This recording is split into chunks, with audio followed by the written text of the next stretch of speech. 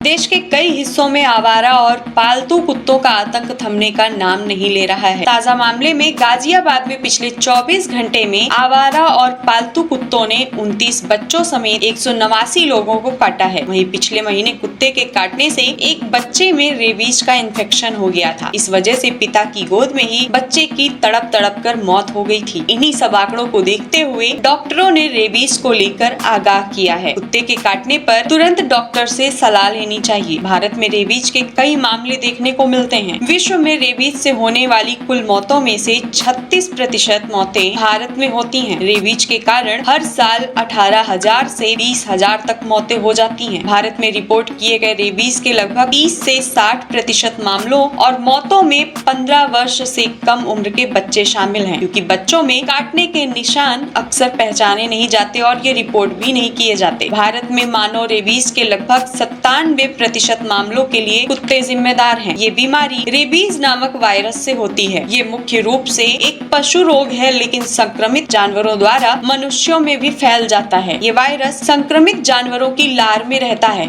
और जब कोई जानवर इंसान को काटता है तो ये वायरस इंसान के शरीर में प्रवेश कर जाता है। संक्रमण किसी की आंखों, मुंह या खुले घाव से संक्रमित लार के माध्यम से होता है। इस बीमारी के लक्षण इंसानों में कई महीनों से लेकर कई सालों के बाद दिखाई देते हैं, लेकिन आमतौर पर ये लक्षण इंसानों में 1 से 3 महीने के बाद दिख जाते हैं। रेबीज रोग का एक विशेष लक्षण ये है कि जहां जानवर काटता है उस स्थान की मांसपेशियों में सनसनाहट पैदा हो जाती है। मरीज के शरीर में पहुंचने के बाद वायरस नसों के जरिए दिमाग तक पहुंच जाता है। अब आपको बताते हैं रेबीज के लक्षणों के बारे में। रेबीज वायरस से दर्द, थकान महसूस होती है, सिर दर्द, बुखार आना, मांसपेशियों में अकड़न होना, चिड़चिड़ा होना, उग्र स्वभाव और व्याकुल होना भी इसके मुख्य लक्षण है। मन में अजीब विचार का आना, कमजोरी और पक्षाघात, लार और आंसुओं का सेक्रेशन अधिक हो जाता है। तेज रोशनी और शोर भी परेशान करने लगता है। बोलने में काफी दिक्कत होती है। इससे पीड़ित व्यक्ति अचानक उग्र होकर हमला भी कर देता है। एक बार संक्रमण पकड़ में आने के बाद रेबीज का कोई इलाज नहीं है। हालांकि कुछ लोग बचने में कामयाब रहे हैं, लेकिन इस बीमारी से आम तौर पर मौत हो जाती है। बीमारी को घातक बनने से रोकने के लिए रेबीज के संपर्क का पता चलते ही कई टीके लगवाए जाने चाहिए। पालतू जानवरों को